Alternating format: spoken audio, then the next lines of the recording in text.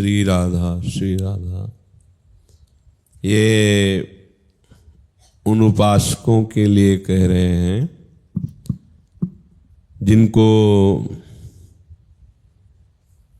अपनी एक एक वृत्ति प्रियालाल में समर्पित करनी है। भेद शब्द इसलिए कि उन उपासकों को, जिन उपासकों को नाना प्रकार के गृह कार्य करते हुए कामनाओं की पूर्ति, लोक लोकांतर के सुखों की चाह और फिर कल्याण, ये एक अलग कोटि की उपासना की स्थिति है।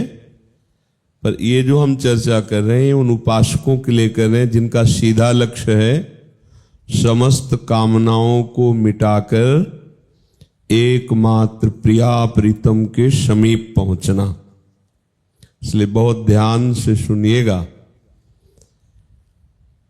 अपनी एक एक वृत्ति को प्रभु में करना बहुत कठिन कार्य है। किसी उपासक ने एक प्रश्न किया कि जब तक हम प्रभु के दर्शन नहीं करते तब तक हमारी वृत्ति भगवदाकार कैसे हो सकती है? ये केवल बुद्धि जनित प्रश्न है, स्थिति जनित नहीं है। क्योंकि श्री कृष्ण का वास्तविक जो स्वरूप है वो न किसी ने आज तक रचा है न रच पाएगा। क्योंकि जो सच्चिदानंद में रूप है वो प्राकृतिक स्याही से, प्राकृतिक कलम से, प्राकृतिक बुद्धि की भावना से नहीं रचा जा सकता। वो चिदानंद में भाव स्वरूप जब बुद्धि होती तो उस चिदानंद रूप का दर्शन होता है। और चिदानंद भाव में तनिक भी प्राकृतिक वृत्ति नहीं रह जाती, ना किसी विषय की, ना देह की, न लोक की, न परलोक की, बस एकमात्र वही प्रभु रह जाते हैं। इस चरम अवस्था तक पहुंचने के लिए समर्थ है गुरु प्रदत्त नाम और मंत्र। एकाग्रता से सुनो और इसका मनन करो। गुरु प्रदत्त नाम और मंत्र ये प्रधान बात है। फिर इसी के अंतर्गत आ जाता है लीला गायन और लीला श्रवण, नाम कीर्तन और सेवा। प्रधान साधन है नाम और मंत्र। नाम मंत्र मन बहुत कम लगता है इसमें। जब तक वो निर्मल नहीं होता तब तक वो संपूर्णतया नहीं लगता। ये जो बार बार विषय प्रियता है, अन्य चिंतन है, ये सब विक्षेप डालता रहता है। उपासक प्रथम धरा में पहले नाम रटन संतत करे। पहले नाम में तन्मयता नहीं होती, रटन होती, पर संतत करे। वाणी से लीला गायन कर रहे हैं, वाणी से नाम कीर्तन कर रहे हैं, एक ही बात है। पर यदि खाली है तो रटन करें। ऐसी जगह है जहां एकाग्रता नहीं हो पाए, ये नाम रटन। और धीमे बोल सकते हो तो हम आपको समझाने के लिए कह रहे हैं। नाम रटन, नाम रटत आई सब सोही, देव सुबुद्धि कृपा करि मोहि, पोई सुगुन माला रचो, नित्य सुकंठ जो पहिरों तास। नाम की माला कंठ में बन जाए, टूटने न पावे, अंतररहित निरंतर। ये है अभी बाह्य बात। अभी भगवदाकार वृत्ति नहीं होगी इस समय। आगे बढ़ा, कुछ समय बाहरी चेष्टा रहित अंतर से नाम चलने लगा। या मंत्र चलने लगा। 1-2 सेकंड चला, फिर भागा मन, फिर एकाग्र, फिर भागा मन। ऊबना नहीं, परेशान नहीं होना, हताश नहीं होना। जो उपासक धैर्यपूर्वक इंद्रियों को संयम में रखने वाला, लक्ष्य प्रिया प्रीतम की प्राप्ति, वो बार बार प्रयास ऐसा करेगा। जब ऐसा प्रयास बहुत काल तक चलेगा तो धीरे धीरे मन का बाहर जाना कम होने लगेगा। बंद नहीं होगा, अभी कम होने लगेगा। जैसे ही मन का बाहर निकलना 5 ज्ञानेंद्रियों के साथ कम हुआ और वो ठहरने लगा नाम में या मंत्र में, तब ठहरना माना जाता है। जब शरीर की भी शुद्धि नहीं है, मैं जप रहा हूं ये भी शुद्धि नहीं है, केवल नाम छाया हुआ है। ये चाहे 1 सेकंड के लिए या 2 सेकंड के लिए या 5 सेकंड के लिए आपका अभ्यास जितना सफल हुआ है, चल रहा है। दिमाग में, नेत्र में, सब जगह नाम छाया है। सुन रहे हैं, देख रहे हैं, चिंतन कर रहे हैं। मैं कर रहा हूं ये भी नहीं है, ये भी स्मृति में नहीं कि मैं कर रहा हूं, बस नाम चल रहा है। फिर वो बाह्य दशाएं, फिर वो समेट रहा है वृत्तियों को, फिर कभी 1 सेकंड के लिए अंदर डूब गया, फिर अभी भगवदाकार नहीं हुआ। अब ये अधिक टिकने का अभ्यास उसका जब पड़ने लगा, फिर ऐसा हुआ कि मिनटों में उसकी पहुंची। 1 मिनट, 5 मिनट, 10 मिनट, 10 मिनट सुधी नहीं, मैं कौन हूं, कहां हूं, केवल नाम चल रहा है। अब रूप प्रकाशित होगा। वो कल्पना नहीं है, वो तुम्हारी भावना नहीं है, वो साक्षात नाम के प्रभाव से प्रभु का रूप उतर रहा है। प्रभु का अवतार हो रहा है तुम्हारी बुद्धि में, तुम्हारे नेत्रों में, तुम्हारे मन में। अब जहां रूप की चपेट में आया पूरा अंतःकरण, प्रेम विकल हो गया, शिथिल हो गया। कुटुंब देह ते जाय छूट सब ही विधि ना, तो सदा सदा के लिए देह भाव लय हो गया।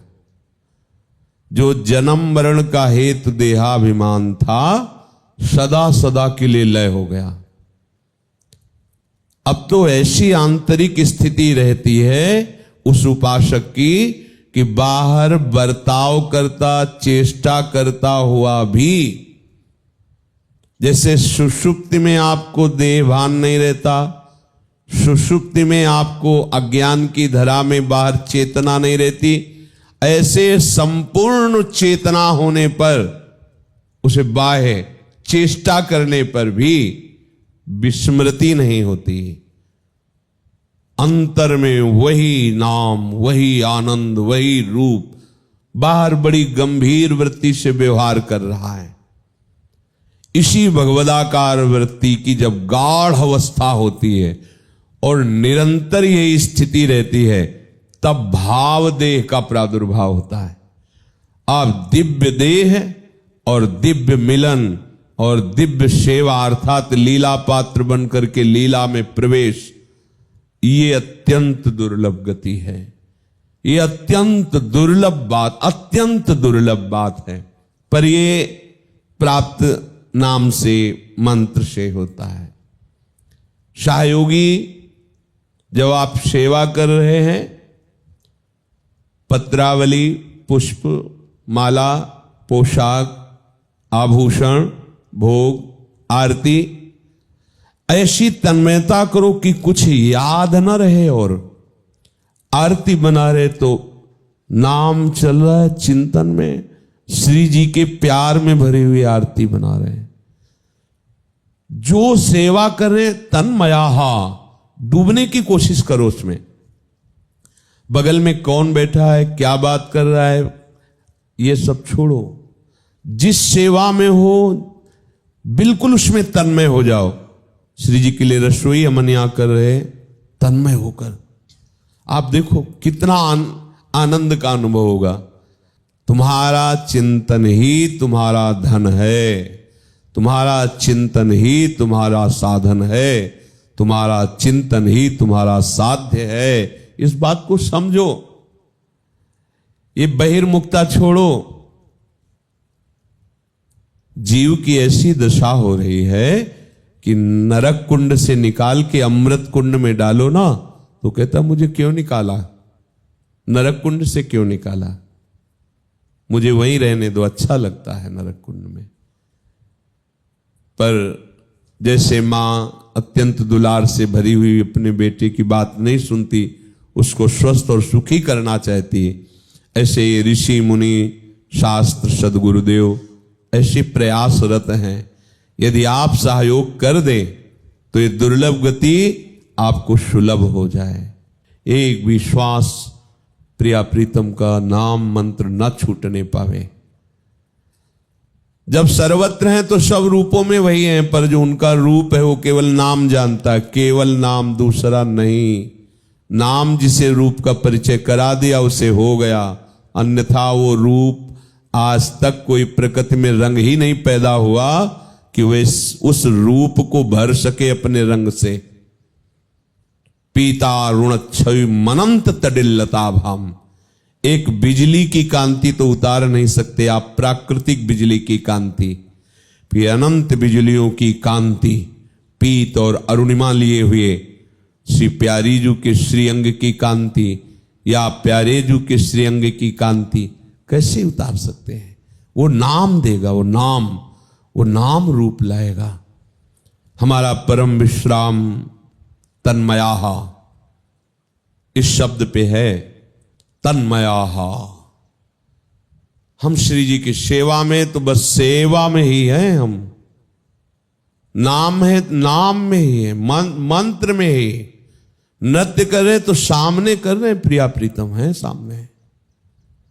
गा रहे तो उनको हम रिझा रहे, सामने वो सुन रहे हमारे बैठे। ये कोई बहुत दुर्लभ बात नहीं है, क्योंकि वो हैं, वो सत्य हैं, सर्वत्र हैं। तन्मया स्थिति क्या है, इसका साक्षात्कार तो करो।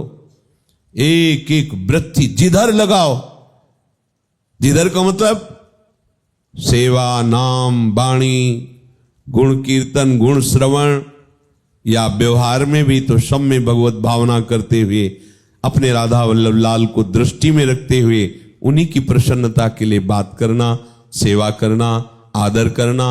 हमारी दृष्टि में एक का ही आदर होता है, केवल राधा वल्लभ लाल का। हम एक से ही बात करते हैं, केवल राधा वल्लभ लाल से। एक से ही लड़ना झगड़ना, प्यार दुलार, रोना धोना एक से ही है, दूसरों न कोई। अब ये स्थिति, बहुत काल, ये सब बातें छोड़ो। आज अभी इसी क्षण ऐसी तन्मयता बनाओ कि हम प्रियालाल से अलग हैं, ऐसा भाव ही खत्म हो जाए। इसलिए यल्लब्धा पुमान सिद्धो भवति, अमृतो भवति, तृप्तो भवति, निर्द्वंदो भवति। हाँ, जिसको प्राप्त करके तृप्त हो जाता है, निर्द्वंद हो जाता है, गुणातीत हो जाता है।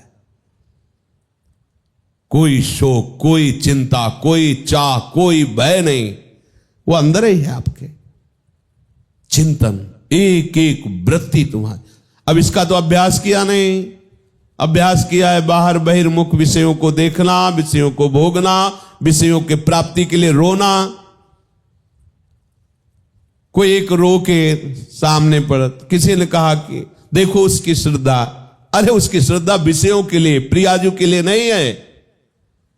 प्रियाजू के लिए नहीं रो रहा, वो चाह रहा है कि एक कृपा दृष्टि करो, मेरी कामना की पूर्ति हो जाए। हो जाए। अखिल कुल ब्रह्मांडों के साहब के दास के सामने गिरे हो, देख लेगा। ये साधु संग का फल नहीं। साधु संग का फल है कि तुम्हारा ये घिघियाना, मांगना मिट जाए। तृप्तो भवति, यल्लब्धा पुमान सिद्धो भवति, अमृतो भवति। तृप्त हो गए।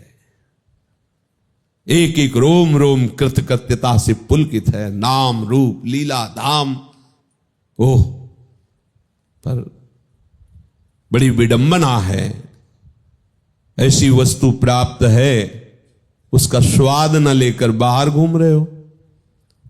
तुम्हारे हृदय में पहुंच गया राधा नाम मंत्र, उसका तुम स्वाद नहीं ले रहे। ऐसी अद्भुत प्रेम वृत्ति नाम प्रकट करता है, ऐसा अद्भुत ज्ञान प्रकट करता है, ऐसी अद्भुत सिद्धियां। श्री राधा किंकरी नाम लुठत चरण यूर अद्भुता सिद्ध कोटि। अगर ऐसा कोई सूत्र मिलता, विधान मिलता कि सबका कल्याण चाहो तो कर सकते हो, संतों का हृदय ऐसा होता है, अपने संकल्प से सबको परम धाम पहुंचा देते। पर भगवान ने भी ऐसा नहीं कहा। सामने अर्जुन है, उनसे कह रहे हैं आप अपना चित्त मेरे में लगाइए, मेरा चिंतन तुम केवल कीजिए बस। अनन्य चेता सततम यो माम स्मृति नित्यशा तस्याहम सुलभा। सामने खड़े, अहम सुलभा, किसके लिए? अनन्य चेता के लिए। नहीं, सामने खड़े, मेरा अनन्य चिंतन करो, मेरी स्मृति में डूबो, मैं सुलभ हूं। नहीं तो सामने खड़ा हूं, अनुभव नहीं कर सकते। अर्जुन जी से कह रहे हैं तस्याहम सुलभा पार्थ नित्युक्त योगिना। डूबो, ये समय डूबने का है।